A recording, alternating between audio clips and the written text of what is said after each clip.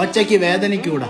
അങ്ങനെ അത് പൊങ്ങുന്നോ? ഏത്? അല്ല, പ്രായമായില്ലേ? എടാ, നിന്റെ അച്ഛൻ ഇവിടെ പണിക്കാൻ നേരത്ത് അങ്ങേർക്ക് 85 വയസ്സുണ്ടായിരുന്നു. അങ്ങേര് കിടപ്പിലായപ്പോ തന്ന വാക്കാ നിന്നെ ഇവിടെ പണിക്ക് നിർത്താന്ന്. ഓ, പറച്ചിലേട്ടത്തൊന്നും മുഖ്യന്റെ പദവിയാണ്. എനിക്ക് ഇങ്ങനെ കന്യാസ്ത്രീയായിട്ട് ജീവിക്കാൻ. കന്യകൻ അത് തന്നെ. ആ, നീ അച്ഛൻ്റെ അടുത്ത് പറയാൻ നിനക്ക് പെണ്ണോട്ടോന്ന്. അങ്ങനെ ഒരു അറ്റൻഷൻ തരണ്ടേ? ഒരു പാട്ടും പാടി അങ്ങ് ചെന്നോക്കെ. എന്റെ അപ്പക്കൊരു മരുമോൾ വേണം, എൻ്റെ ഉമ്മക്കൊരു മോള് വേണം, എനിക്കൊരു വൈഫിനെ വേണം, തരുമോ ആരേലും. എന്തർത്ഥവത്തായ വരികളല്ലേ? ഇപ്പൊ പറഞ്ഞത് ഇനി പറയല്ലേ, ഇനി മേലെ പറയല്ലേ. നിന്റെ ചോര കൊണ്ട് ഞാൻ ഇവിടെ നടനമാടുവേ. ബ്രില്യന്റ്.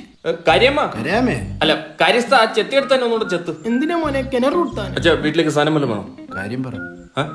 കാര്യം പറ. കല്യാണം കഴിക്കണം. മൂത്ര കഴിക്കണമെന്നോ? കല്യാണം കഴിക്കണമെന്നോ? എന്റെ പൊന്നു മോനെ, നിന്റെ കുട്ടിക്കളി മാറിയിട്ടില്ല. മാറി. 23 വയസ്സായി. 23 വയസ്സായവന്റെ ജെട്ടി ഞാനല്ലേ ഇന്നലെ കഴിവിട്ട്. ഇനി നീ കല്യാണം കഴിച്ച് അവളുടെ അടിപ്പാവടം കൂടെ ഞാൻ കഴിവണോ? അങ്ങുന്നേ.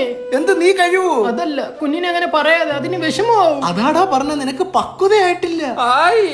ഇന്നലെ തന്നെ കടയിൽ പോയി സാധനം മേടിച്ചിട്ട് ബാക്കി പൈസക്ക് മുട്ടായി വാങ്ങാൻ ഞാൻ തിരിച്ചു കൊണ്ട് തന്നില്ലേ? അതാണാ പക്വത എന്നും പറഞ്ഞോണ്ടിരിക്കുന്നത്. ഞാൻ ഇപ്പൊ കാർട്ടൂൺ കാണത്തില്ലല്ലോ. അച്ഛന്റെ പൊന്നാര, ഞാൻ വൈകിട്ട് അച്ഛൻ ബീച്ചിൽ കൊണ്ടുപോവേ, കടലയും വാങ്ങിത്തരാം. ആ ചെല്ല്.